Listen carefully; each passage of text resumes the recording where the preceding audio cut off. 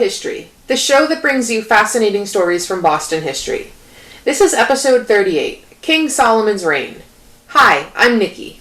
And I'm Jake. This week, we're going to talk about Charles King Solomon, also known as Boston Charlie, whose criminal enterprise placed him at the head of organized crime in Boston throughout the Prohibition era.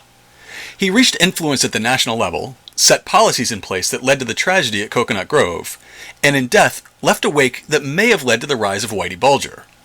But before we talk about the king, it's time to take a look at what's coming up this week in Boston history.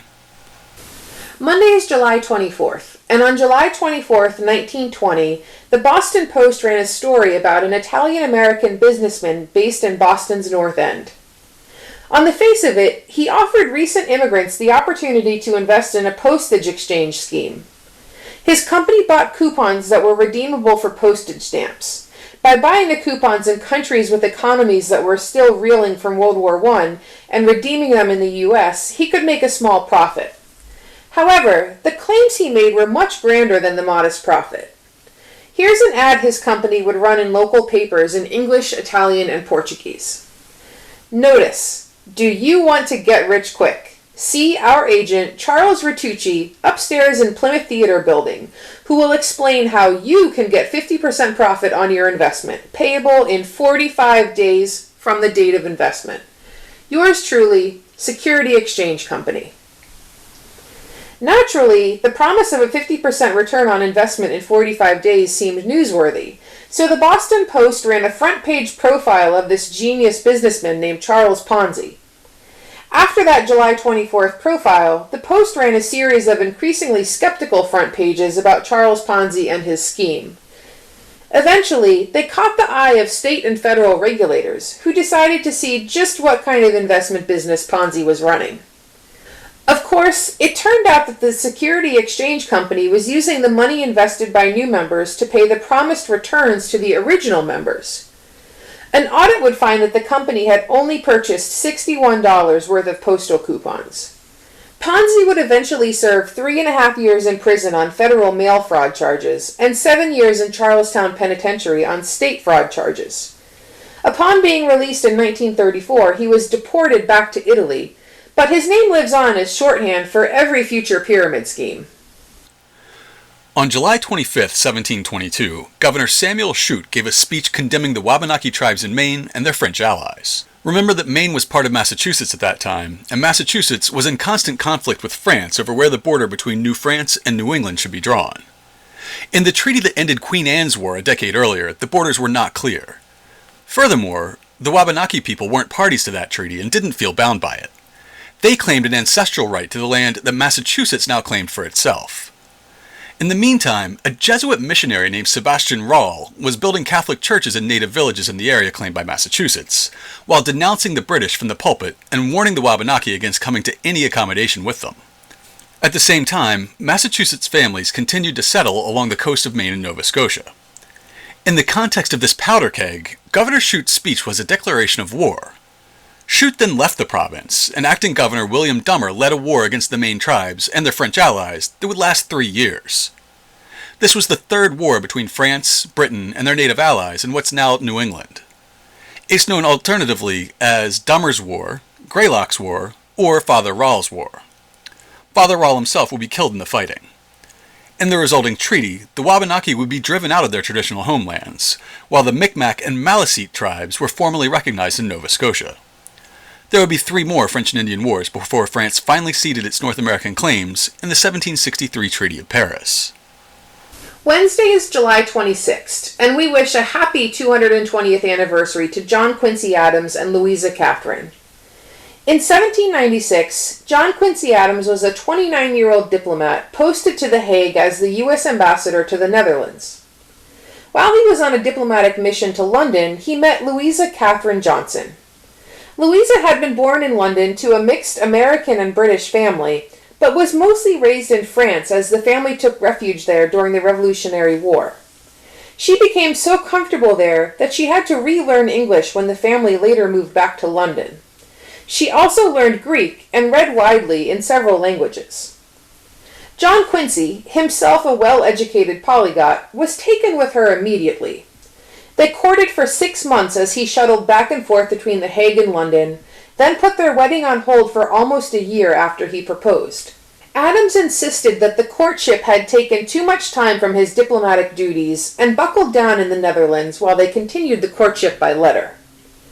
Finally, on July 26, 1797, John Quincy's diary records, "At 9 this morning I went accompanied by my brother to Mr. Johnson's and thence to the church of the parish of All Hallows, where I was married to Louisa Catherine Johnson, the second daughter of Joshua and Catherine Johnson. We were married before 11 in the morning." Decades later, an aging John Adams would describe the marriage as the most important event in his son's life. Louisa made a formidable diplomat, as John Quincy went on to be ambassador to Prussia and later to Russia and Great Britain, with a stint in the U.S. Senate in between. After serving as the U.S. Secretary of State, John Quincy would be elected as the 6th President of the United States.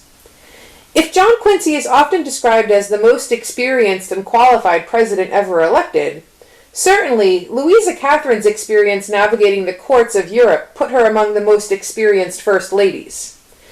And, until Melania Trump, she was the only first lady to have been born outside of the U.S. On July 27, 1797, workers drilling a well at Boston's Long Wharf uncovered a pocket of gas that nearly killed 3 men. The saltwater of the harbor was being held back by clay and temporary pier materials, while a freshwater well was being drilled. The record describes the different layers of soil the workers hit, then it talks about what happened when they reached about 27 feet down.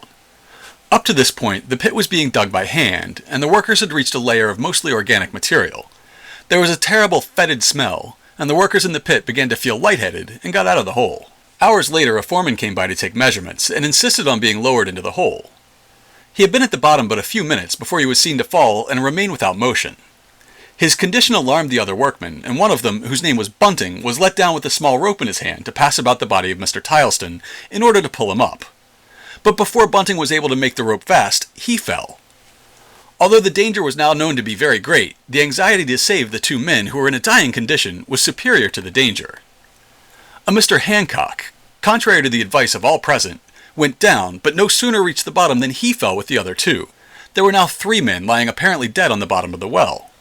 A seafaring man whose name is Clark came to the place at that moment, and would have gone immediately down had not Mr. Jonathan Balch, who furnished me with the materials for this communication, prevented him until, by an experiment which he had tried on like occasion, he might lessen the danger. A common mat, such as merchants wrap about bales of goods, was fastened to a rope and let down. By working this mat very quick up and down, the heavy mephitic air was so mixed and diluted with the more pure air in the upper part of the well that the men who lay in a dying condition at the bottom experienced the benefit. In a little time they showed appearances of life by moving their limbs. Mr. Clark was then let down, and by taking one after another in his arms, he raised them from the horrible pit, in which they must have soon died had not timely aid been afforded them. It's a story of heroism, science, and history, and it's found in an article with the delightful title, An Account of the Deleterious Effects of Mephitic Air, or Marsh Miasmata, experienced by 3 men, July 27, 1797, in a well on the Boston Pier. Truly one of my favorite stories. Friday is July 28th, and on July 28th, 1629, the shareholders of the Massachusetts Bay Company met in London to discuss the terms under which their colony in the New World should be settled. All the normal business of the shareholders was concluded for the day, and the meeting was wrapping up when Governor Matthew Craddock reads certain proposals conceived by himself, namely, that for the advancement of the plantation, the inducing persons of worth and quality to transplant themselves and families thither, and other weighty reasons mentioned, to transfer the government to those who shall inhabit there, and not continue the same subordinate to the company here. This occasioned some debate, but they deferred the consideration and conclusion to the next general meeting, and agreed to carry the matter secret, that it not be divulged. This proposal would result in the Cambridge Agreement the following month, in which members of the company who were traveling to the New World agreed to buy out the shares of those who would stay behind in Old England. Massachusetts Bay then became unique among Britain's North American colonies in that it was the only one with local control. You could call this meeting the root of the tradition of self-government in New England.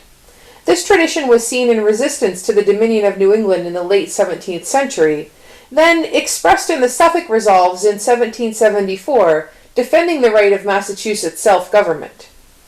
Finally, almost 150 years after Craddock's idea, the right of self-government was enshrined in the Declaration of Independence, which denounces George III for taking away our charters, abolishing our most valuable laws, and altering fundamentally the forms of our government, for suspending our legislatures and declaring themselves invested with power to legislate for us in all cases whatsoever. In a meeting of the selectmen of the town of Boston on July 29, 1772, many topics were discussed. They fixed the price of bulk wheat and bread. They appropriated £6 to Jacob Bucknam for carting stones. They voted to widen a street and set money aside to repair pavements.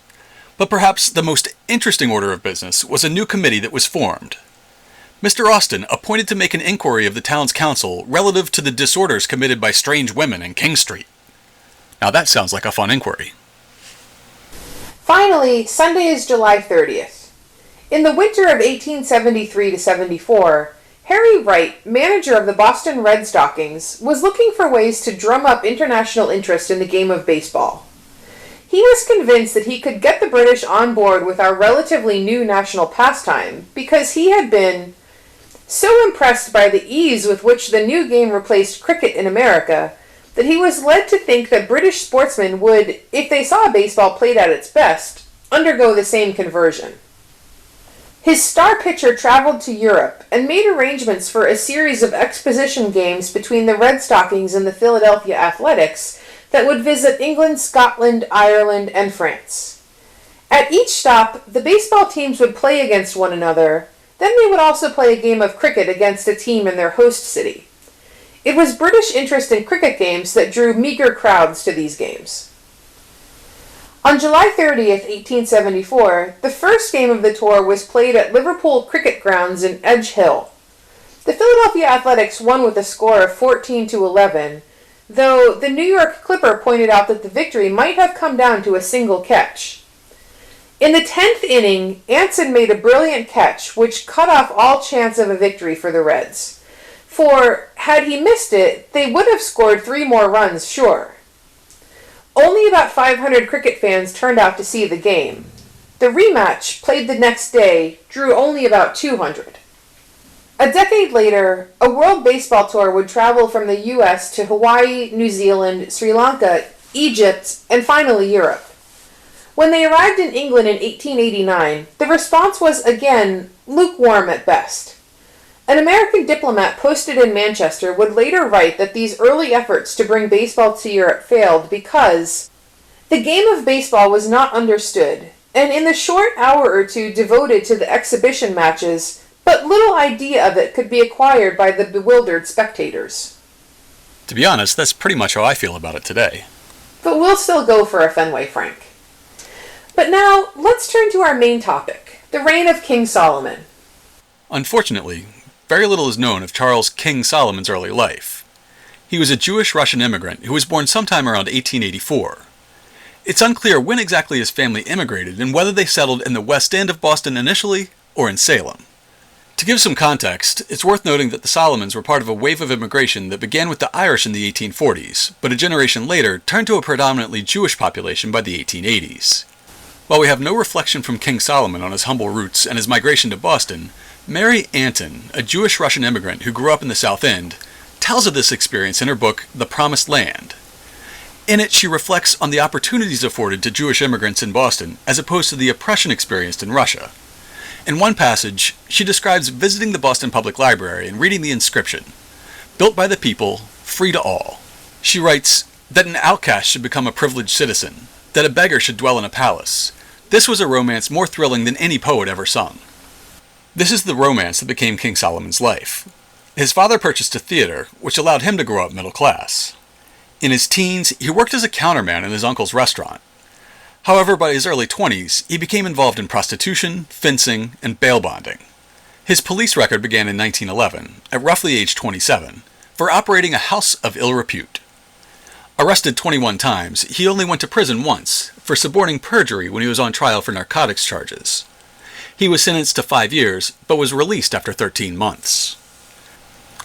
The influx of cash from his illegal activities allowed him to invent himself as a successful businessman who had come to own at least 3 Boston theaters, several nightclubs, restaurants in neighboring towns, a hotel in New York, a factory in Brooklyn, and a nightclub in Montreal. The king became a local celebrity, dashing, charming, polite, and always elegantly dressed when he appeared at his clubs with vaudeville stars. This lifestyle came on the wave of Prohibition in 1920, which provided the perfect storm for organized crime to cement itself in cities across America. Prior to Prohibition, mafia groups limited their activities to prostitution, gambling, and theft, similar to Solomon's early crime activities.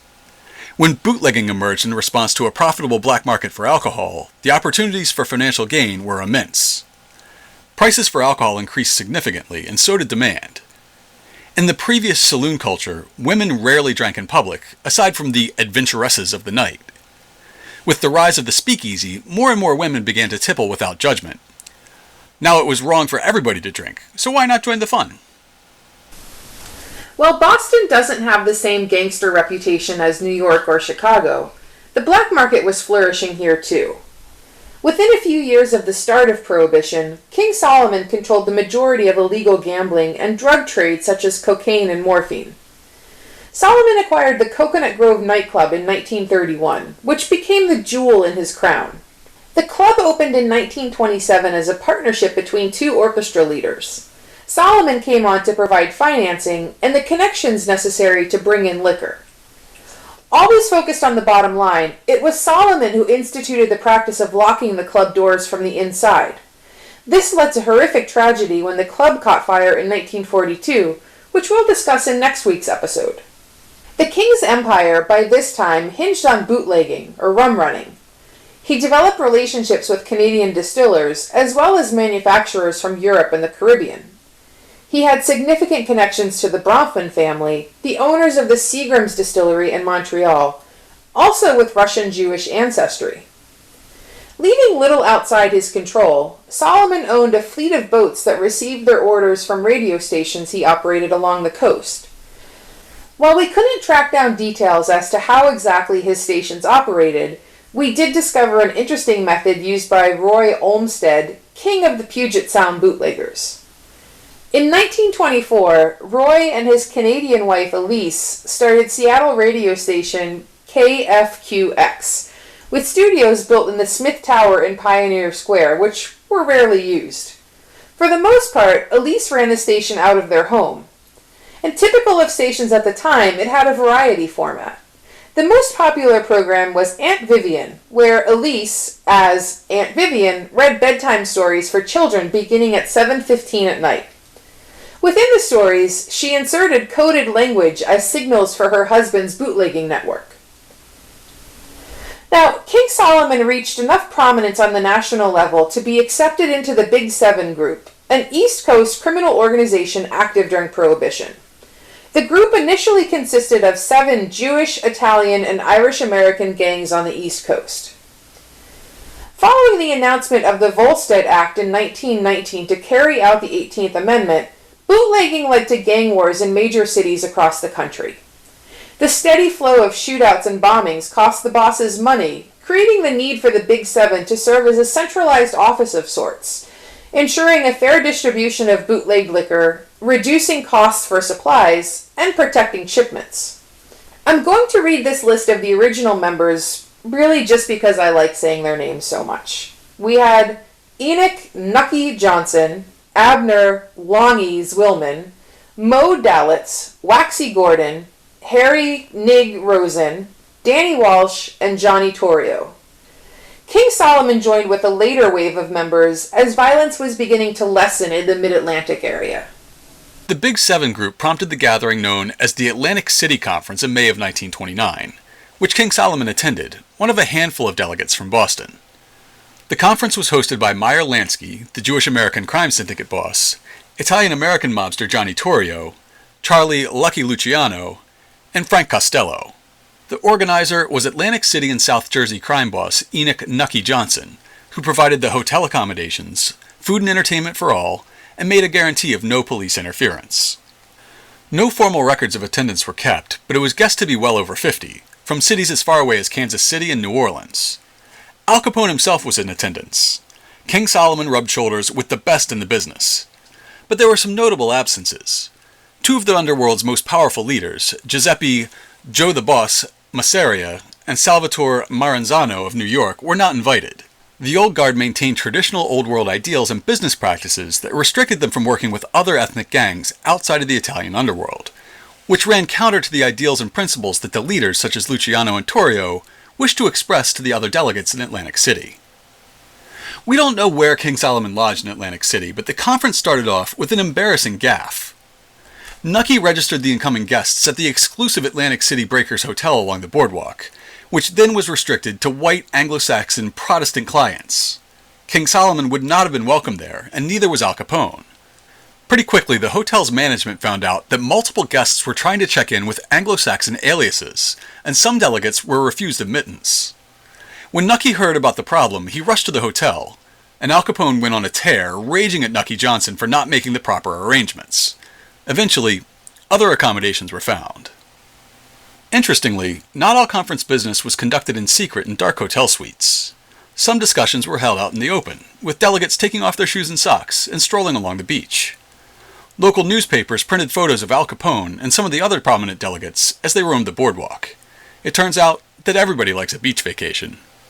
King Solomon's luck began to run dry when he faced a federal indictment for bootlegging in Brooklyn in January of 1933. He was believed to be at the center of a $14 million whiskey running operation, along with 3 other men. He paid $5,000 in bail and was on his way. Just a few weeks later, on January 24th, he finished up a night at the Cocoanut Grove and pocketed the night's take of $4,600, which, as a side note, is $87,000 in today's money. That's one night's income from one club. He was on the outs with his girlfriend, Dot England, so he took a car with 2 dancers and his band leader to the Cotton Club on Tremont Street near Mass Ave. The club was still hopping at 3:30 a.m. when he got up to use the men's room. A few men who had been drinking at the bar followed him in, and witnesses reported hearing an argument straight from the cheesiest gangster movie.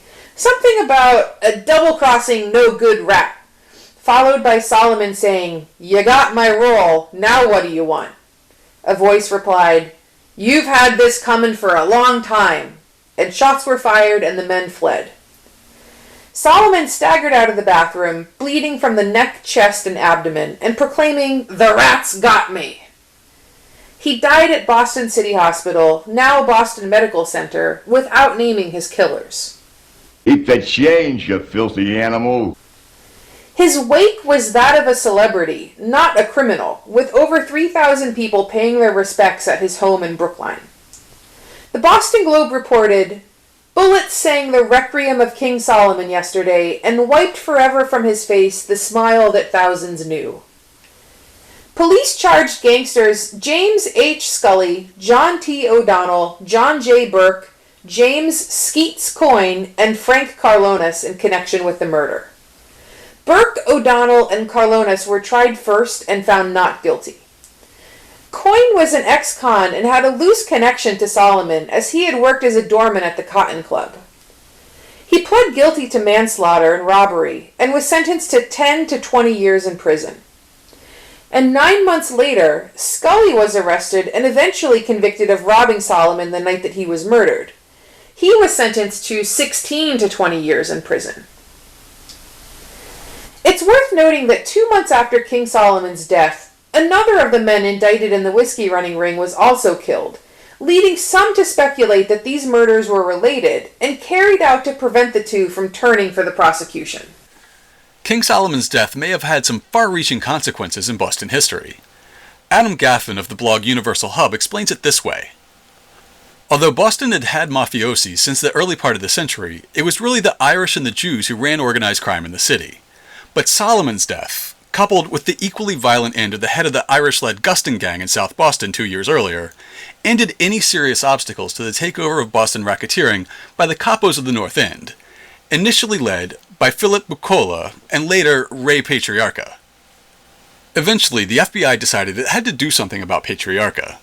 The Irish gangs never really went away, and after Somerville's Winter Hill gang destroyed the Charlestown gang, the FBI made its pact with the devil Whitey Bulger.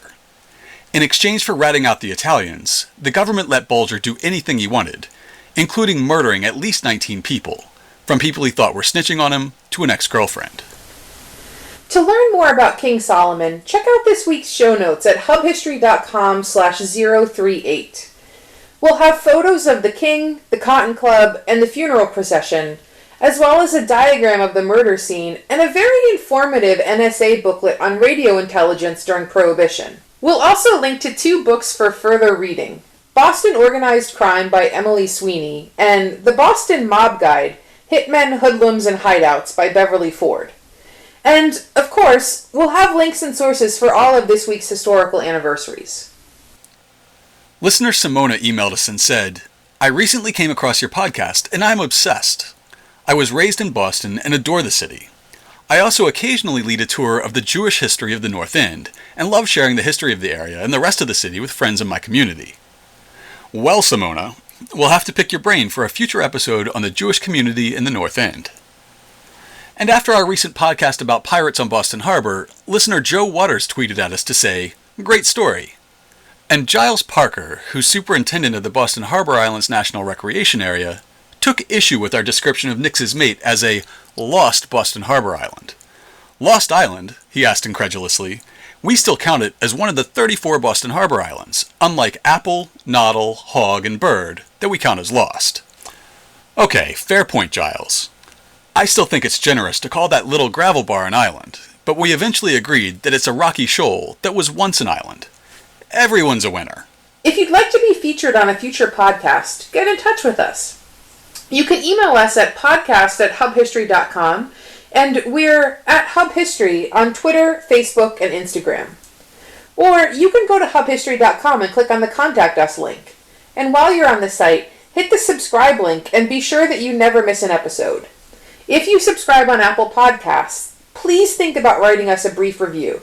It's still the best way to help others discover the show. That's all for now. We'll be back next time with the story of the tragic fire at the Cocoanut Grove nightclub.